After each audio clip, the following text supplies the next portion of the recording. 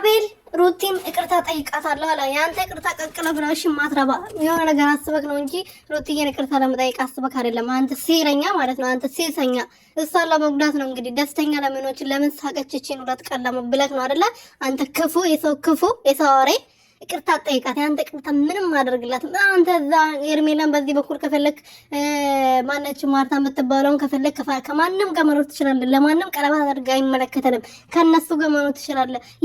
ሩትዬ ያንተ ይቅርታ አያስፈልጋትም። ያንተን ይቅርታ ቀቀለ ብለው አንተ ሴረኛ የሆነ ነገር አስበክ ነው እንደዚህ ፊት ራሱ ያስታውቃል። ጅብ ሰላም ቤተሰቦች እንዴት ናችሁልኝ? እኔ ያለው ፈጣሪ የተመሰገነ በያላችሁበት ሰላማችሁ ብዙ ትርፍርፍ ይበልልኝ። ለዚህ ቤት ለዚህ ቻናል አዲስ የሆናችሁ ሰብስክራይብ፣ ሼር፣ ላይክ እያደረጋችሁ ቤተሰብ ቶሎ በስትና እየጠየቁኝ እንግዲህ አቤል ሩቲና ኤፍሬምን ይቅርታ መጠየቅ አለብኝ።